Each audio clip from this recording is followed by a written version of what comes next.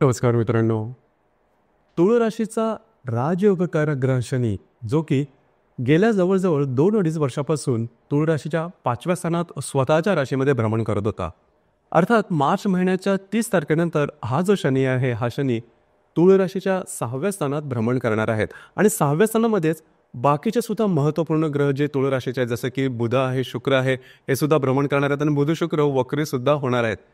जो रवी आहे हा सुद्धा तुमच्या 6व्या स्थानामध्ये येणार आहे. एकंदरीत 6वं जे स्थान आहे ते तेवढंसं शुभफलदायी मानलं जात नाही, कारण यावरून रोग, शत्रू आणि ऋण अशा प्रकारच्या गोष्टी बघितल्या जातात. अशुभ फलदायी अशा प्रकारचं हे स्थान आहे. आणि इथेच राहू सुद्धा गेल्या जवळजवळ 1.25 वर्षापासून भ्रमण करत आहे. त्यामुळे मार्च महिना हा म्हणावा तेवढा सोपा नसेल. अर्थात त्याच्यामागची कारणं कोणती असेल, काय करायला हवं, काय करायला नको. आणि तुमच्या राशीकरता गुरु जो आहे याचा सुद्धा पाठबळ कमी आहे, कारण तो 8व्या स्थानात भ्रमण करणारा आहे. तर साधारणतः या सर्व जे ग्रह आहेत त्याचे जे प्रभाव परिणाम आहेत हे तुमच्या राशीवर म्हणजे तुळ राशीवर कशा प्रकारचे असणार या सर्व संदर्भातले खुलासेवर चर्चा आपण या व्हिडिओमध्ये करणार आहोत. तर साधारणतः सुरुवातीला आपण तुमच्या स्वास्थ्याबद्दल विचार करू. म्हणजेच तुमचं शारीरिक आणि मानसिक स्वास्थ्य नेमकं कशा प्रकारचं असेल. जसं की तुळ राशीचा स्वामी जो की तुमचा अष्टमेश सुद्धा आहे, शुक्र जो की तुमच्या 6व्या स्थानामध्ये भ्रमण करतो. 2 तारखेनंतर तो वक्री होणार आहे. याच म्हणजे तुमच्या राशीचा जो षष्टेश आहे गुरु, हा तुमच्या अष्टम स्थानामध्ये भ्रमण करतोय, पण तो मार्गी आहे. आणि इथे तुमच्या षष्ठ स्थानामध्ये बाकीचे सुद्धा ग्रह येणार आहे. शनी आहे, त्याच्यानंतर रवी सुद्धा येणार आहे. याचप्रमाणे इथे राहू आहे, नेपच्यून आहे, बुध आहे. एकंदरीतच सांगायचं झालं तर हा जो संपूर्ण महिना आहे, या संपूर्ण महिन्यामध्ये तुम्हाला अतिशय ज्याला आपण म्हणतो ताक सुद्धा फुंकून पिणं, हा जो भाग आहे, हा भाग किंवा हा जो वाक्यप्रचार आहे, जशाच तशा तुम्हाला अनुभवास येणार आहे. लक्षात घ्या, संपूर्ण महिन्यामध्ये कुठल्याही प्रकारचे महत्त्वपूर्ण निर्णय घेताना तुम्हाला अतिशय इनडेप्थ विचार करणं गरजेचं आहे. गोष्टी टोकाच्या होऊ शकतील, छोट्या छोट्या चुकासुद्धा जास्त प्रमाणात ठळकपणे पुढे येऊ शकतील. साध्या साध्या वाटणाऱ्या गोष्टींमध्ये सुद्धा अडथळे येतील, त्यामुळे फ्रस्ट्रेशन थोडंसं वाढेल. तर याचाच भाग म्हणजे फ्रस्ट्रेशन वाढून कधी कधी आपण चुकीचे सुद्धा निर्णय घेतो. तर यापासून लांब राहणं गरजेचं राहील. हा महिना तुमच्यासाठी थोडीशी तारेवरची कसरत ज्याला आपण म्हणतो तसा ठरणार आहेत. काळजी घ्या. या महिन्यामध्ये जर तुम्ही आरोग्याच्या संदर्भातले कुठल्याही प्रकारचे व्याधी जर का तुम्हाला आधीपासूनच असतील, तर त्या व्याधींचे काही लक्षणे नसेल तर लगेचच्या लगेच डॉक्टर इलाज करणं गरजेचं आहे. कोणाला कमिटमेंट, प्रॉमिसेस, कागदोपत्री व्यवहार किंवा कॉन्फिडन्समध्ये जाऊन एखादी गोष्ट करणं, यापासून लांब राहणं गरजेचं आहे. ही गोष्ट फार महत्त्वपूर्ण आहे. खरं तर तुळ राशीकरता हे जे मार्च, एप्रिल, मे पर्यंत जो कालावधी हा तेवढा चांगला नाही आहे, कारण गुरु तुमच्या अष्टमात असणार आहेत. बाकीचे हे जे ग्रह आहेत हे सुद्धा तुमच्या षष्ठ आणि सप्तम किंवा नंतर अष्टम स्थानातून भ्रमण करतील. एकंदरीत जूनपासूनचा जो कालावधी आहे तुमच्यासाठी सुधारणार आहे. तर आता याची सुरुवात आहे, म्हणजे जो आपण त्याला बॅड पॅच म्हणतो, हा 2-3 महिन्याचा. तर त्याची जी सुरुवात आहे, या दरम्यान कुठल्याही प्रकारची अशी चूक करू नका की ज्याचे परिणाम तुम्हाला येणाऱ्या 3-4 महिन्यामध्ये भोगावे लागतील, किंवा त्या संदर्भात काळजी घेणं गरजेचं आहे. आता आपण थोडीशी चर्चा करू की तुमचं जे आर्थिक स्थैर्य आहे हे नेमकं कशा प्रकारचं असेल. साधारणतः तुमच्या राशीचा जो धनेश आहे मंगळ, जो की तुमच्या भाग्यस्थानामध्ये भ्रमण करतो आहे. खरं तर ही खूप चांगली गोष्ट आहे. आणि राशीचा पंचमेश आहे, तो पंचमातच भ्रमण करणार आहे. 30 तारखेनंतर म्हणजे जो शनी आहे हा तुमच्या षष्ठ स्थानात भ्रमण करतो आहे. राशीचा जो अष्टमेश आहे शुक्र, जो की तुमच्या षष्ठात भ्रमण करतो आहे, तिथे थोडं लक्ष देणं गरजेचं आहे. 2 तारखेनंतर हा वक्री होणार आहे. आणि राशीचा जो लाभेश आहे तो पंचमातून तुमच्या षष्ठ स्थानात भ्रमण करणार.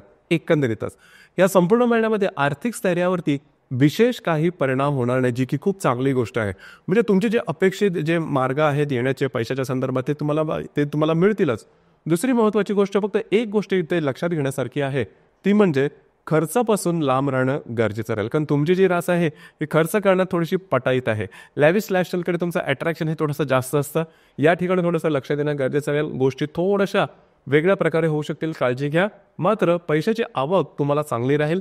जर का तुम्ही शेअर मार्केटमध्ये ट्रेड करत असाल तर या संपूर्ण महिन्यामध्ये तुम्हाला लाभ चांगले मिळतील. मात्र तुमचे जे काही अशा पोझिशन असतील शेअर मार्केटमध्ये की ज्या तुम्ही होल्ड केलेल्या आहेत, असं तुम्हाला वाटतं की भविष्यात त्याच्यातून काही चांगले आउटपुट मिळतील, तर त्यापासून थोडेसे काळजी घ्या. कारण या महिन्यामध्ये जो शनी तुमच्या पंचमात राहणार आहे, नंतर तो तुमच्या षष्ठात येणार आहे. मग त्या गोष्टी तुमच्यासाठी थोड्याशा कॉम्प्लिकेटेड होऊ शकतील. तर या संदर्भात विचारपूर्वक निर्णय घेणं गरजेचं राहील. याचप्रमाणे गृहसौख्याबद्दल सांगायचं झालं म्हणजे आपण फॅमिली हॅपीनेस म्हणतो, तर राशीचा जो चतुर्थेश आहे शनी, जो की तुमच्या पंचमात भ्रमण करतो आहे. अर्थात या संपूर्ण महिन्यामध्ये जे तुमचं घरगुती स्वास्थ्य आहे ते व्यवस्थित राहील, त्याच्यामध्ये काही प्रॉब्लेम, कॉम्प्लिकेशन येणार नाही. फक्त एकच गोष्ट आहे, घरातल्या ज्या वयोवृद्ध व्यक्ती असतील त्यांच्या थोडंसं आरोग्याकडे लक्ष देणं गरजेचं राहील. त्याचप्रमाणे जे काही तुमचं वास्तूच्या संदर्भातली महत्त्वपूर्ण कामं करायची असेल ती याच महिन्यामध्ये करून घ्या. नंतर मग गोष्टी थोड्याशा वेगळ्या प्रकारे समोर येऊ शकतील. या संदर्भात विचार करणं गरजेचं राहील. लव्ह लाईफबद्दल सांगायचं झालं म्हणजे जर का तुम्ही कोणाच्या रिलेशनशिपमध्ये असाल, हा महिना खूप चांगला जाईल. या महिन्यामध्ये काही प्रॉब्लेम येणार नाही. परंतु अशा काही गोष्टी करू नका की जेणेकरून भविष्यात जाऊन गोष्टी कॉम्प्लिकेटेड होतील. या संदर्भात थोडंसं काळजी घ्या. जे विद्यार्थी वर्ग आहे त्यांच्यासाठी सुद्धा हा कालावधी बराचसा चांगला जाईल. काय मोठे प्रॉब्लेम वगैरे येणार नाही. पण त्याचा एफर्ट देणं गरजेचं राहील. प्रयत्न करणं गरजेचं राहील. एक मात्र निश्चित की जेवढे तुम्ही प्रयत्न कराल त्याला अनुसरून तुम्हाला त्याचे आउटपुटसुद्धा मिळतील किंवा त्याचे रिझल्टसुद्धा मिळतील. ज्या गर्भवती महिला आहेत त्यांनी मात्र स्वतःच्या आरोग्याकडे थोडंसं लक्ष देणं गरजेचं राहील. आरोग्याच्या संदर्भातले छोटे मोठे त्रास या दरम्यान डोकं वर काढू शकते. एकत्रित सांगायचं झालं तर या महिन्यामध्ये थोडंसं सूचक वागणं गरजेचं राहील. यानंतर आपण चर्चा करू वैवाहिक जीवनाबद्दल. म्हणजे तुमचं वैवाहिक जीवन नेमकं कशा प्रकारचं राहील. तुळ राशीकरता मंगळ जो ग्रह आहे हा अतिशय महत्त्वपूर्ण ठरतो वैवाहिक जीवनाकरता. तर हा जो मंगळ ग्रह हा मंगळ ग्रह तुमच्या भाग्यस्थानामध्ये भ्रमण करतोय. तर साधारण डिसेंबरपासून तुम्ही बघितलेलं असेल की वैवाहिक जोडीदाराचे नातेसंबंध काय ठीक राहत नाही. छोट्या मोठ्या कारणावरून खटके जास्त होतात किंवा त्यांना आरोग्याच्या संदर्भातले त्रास त्यांच्या आरोग्याच्या संदर्भातले त्रास हे जास्त डोकं वर काढत आहेत आणि त्या संदर्भात कधी कधी चिंताजनक परिस्थितीसुद्धा उद्भवलेली असेल. या महिन्यामध्ये काळजी करू नका. तुमचे जे वैवाहिक जोडीदार असतील त्यांच्या आरोग्याच्या संदर्भातले कुठल्याही प्रकारचे प्रॉब्लेम कॉम्प्लिकेशन येणार नाही. उलट पक्षी वैवाहिक जोडीदाराबरोबर कुठे बाहेर फिरायला जाणं आणि चांगला वेळ जाणं अशा प्रकारचे काही चांगले अनुभव तुम्हाला निश्चित मिळतील. तर एकंदरीत वैवाहिक जीवनाबद्दल काही वाईट किंवा टोकाचे अनुभव येणार नाही. त्याच्यामुळे तशी काय काळजी करू नका. तुमचं जे करिअर आहे कार्यक्षेत्र आहे त्या संदर्भात सांगायचं झालं तर ज्या ठिकाणी तुम्ही काम करता नोकरी करता किंवा व्यवसाय करता त्या ठिकाणचे जे सहकर्मी किंवा वरिष्ठ असते त्यांच्याबरोबर वादविवाद होणं खटके उडणं अशा प्रकारचे काही अनुभव तुम्हाला या दरम्यान येण्याची शक्यता बऱ्याच प्रमाणात आहे. तुमचे कॉन्फिडेन्शियल स्पॉइल होणं किंवा तुमच्यापेक्षा जे खालच्या स्तरावर जे काम करणारे व्यक्ती आहेत त्यांच्याकडून तुमच्या इमेजला धक्का लागण्यासारखे प्रसंग निर्माण होणं अशा प्रकारच्या काही गोष्टी होतील. त्याचप्रमाणे तुमच्या बाबतीमध्ये कागाळ्या तयार करणं किंवा तुमच्या बाबतीतली जी इमेज आहे ही इमेज खराब करण्याची थोडीफार गोष्ट होऊ शकेल. ते या संदर्भात ज्याला आपण गुप्त शत्रू म्हणतो अशापासून थोडंसं सावध राहणं गरजेचं राहील. तुमची जी रास आहे थोडीशी ट्रस्टवर्दी आहे. समोरच्या ती लगेचच्या लगेच विश्वास करते तर यापासून सुद्धा थोडेसे त्रास होऊ शकतील. यापासून थोडंसं लांब राहणं दूर राहणं गरजेचं राहील. तर एकंदरीत साधारण या गोष्टीवरती काम करणं गरजेचं राहील. ही गोष्ट महत्त्वपूर्ण आहे. एकंदरीतच सांगायचं झालं तर या संपूर्ण महिन्यामध्ये स्वतःचं आरोग्य आणि जे तुमचं कार्यक्षेत्र आहे त्या संदर्भात तुम्हाला काळजी घेणं गरजेचं राहील. दिनांक 2 तारखेला तुमच्या षष्ठ स्थानामध्ये एकंदरीत बुध राहू आणि नेतून यांची युती होणार आहे. लक्षात घ्या आरोग्याकडे लक्ष द्या. कमिटमेंट प्रॉमिसेसपासून लांब राहणं गरजेचं राहील. म्हणजे मगाशी जे सांगितलं की तुमच्या डेझिग्नेशनपेक्षा जी कमी स्तरावर काम करणारे व्यक्ती आहेत त्यांच्यापासून खास करून तुम्हाला सावध राहणं गरजेचं राहील. दिनांक 8 तारखेला रवी आणि मंगळाचा त्रिकोण योग होणार आहे. मंगळ जो की तुमच्या भाग्यस्थानामध्ये भ्रमण करतोय जो रवी तुमच्या पंचमात भ्रमण करतोय दोघांचा त्रिकोण योग होणार आहे. अतिशय महत्त्वपूर्ण अत्यंत शुभफलदायी अशा प्रकारचा हा योग आहे. खास करून तुमच्यातली जी ऊर्जा आहे तुमच्यातला जो कॉन्फिडन्स आहे हा या दरम्यान अतिशय चांगला दिसून येईल. आणि त्याचं कारण सुद्धा असं असेल की तुम्ही हाती घेतलेली कामं पूर्णतः दिसतील. तुम्ही मांडलेले अंदाजे अचूक ठरू शकतील. या दरम्यान फिरणं वगैरे जास्त महत्त्वपूर्ण कामं करण्याकडे कल राहील. जर का तुम्हाला कुठल्या नवीन कामाची सुरुवात करायची असेल कुठल्याही क्षेत्रातली तर या दरम्यान तुम्ही करू शकता आणि ती पूर्णसुद्धा होताना दिसेल. आणि भाग्याची उत्तम साथ तुम्हाला या दरम्यान निश्चित लावेल.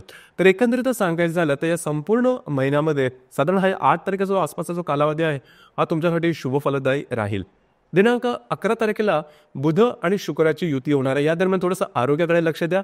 आणि महत्त्वाचं म्हणजे या दरम्यान कागदोपत्री जे तुमचे व्यवहार असतील हे तुम्ही हाती घेऊ शकता. ते मार्गी लागू शकते. रवी आणि शनीची जी युती आहे दिनांक 12 तारखेला होणार आहे. ही युती थोडीशी महत्त्व आहे तुमच्या पंचमी स्थानामध्ये होणार आहे.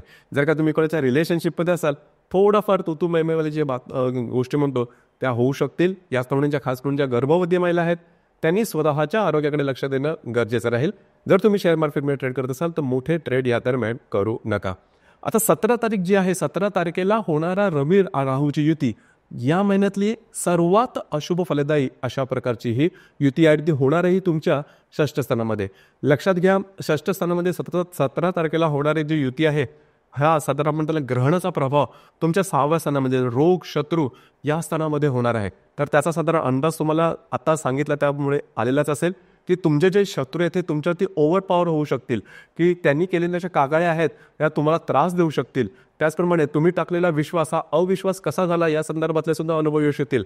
आरोग्याच्या संदर्भातले असे काही त्रास होतील की त्याचं रिझनिंग समजणार नाही, कारण समजणार नाही. सुरुवातीला साधे सोपे वाटणारे आजार हे अचानकपणे वेगळे रूप धारण करते. लक्षात घ्या, काळजी घ्या. आउट ऑफ द वे जाऊन गोष्टी करू नका, ओव्हर कॉन्फिडन्समध्ये जाऊन गोष्टी करू नका, कोणावरती अतिविश्वास टाकू नका. त्या विश्वासाचं जे परतावा आहे तुम्हाला अविश्वासात मिळेल. साधारण या संदर्भात काळजी घेणं गरजेचं राहील. आणि दिनांक 19 तारखेला रवी नेपच्यूनची युतीसुद्धा या संदर्भातले गोष्टी तुमच्यासाठी दर्शवते. तर या दरम्यान डोळे उघडे ठेवा, थोडंसं प्रॅक्टिकल राहा, इमोशनल राहू नका. आणि इमोशनल राहिला तर गोष्टी टोकाच्या होऊ शकतील किंवा तुमच्या अगदी विरोधात जाऊ शकते. त्याचप्रमाणे दिनांक 27 तारखेला शुक्र आणि नेपच्यूनची युती या दरम्यान सुद्धा फसलं जाणं, फसवलं जाणं अशा प्रकारचे काही अनुभव येऊ शकतील. थोडंसं अलर्ट राहणं गरजेचं आहे. म्हणजे या संपूर्ण महिन्यातच तुम्हाला थोडंसं अलर्ट राहणं जास्त गरजेचं राहील. या महिन्यातली जी होळी पौर्णिमा आहे ती 13 तारखेला आहे आणि जी अमावस्या आहे ती साधारण 29 तारखेला आहे. आता ही जी अमावस्या आहे ही सुद्धा तुमच्या षष्ठ स्थानातच होणार आहे. पौर्णिमा आणि अमावस्या दरम्यान रविचंद्राचं आकर्षण थोडंसं जास्त असतं, आपण थोडंसं जास्त इमोशनल होतो आणि घेतलेले निर्णय चुकण्याची शक्यता जास्त आहे. या दरम्यान या संपूर्ण महिन्यामध्ये अमावस्या तुमच्या षष्ठ स्थानामध्ये होणार आहे. गोष्टी थोड्याशा वेगळ्या प्रकारे तुमच्या समोर येऊ शकते, तर थोडंसं अलर्ट राहणं गरजेचं राहील. तर मित्रांनो, हे होतं तुळ राशीचं मार्च 2025 करताचं संपूर्ण राशीफळ. धन्यवाद.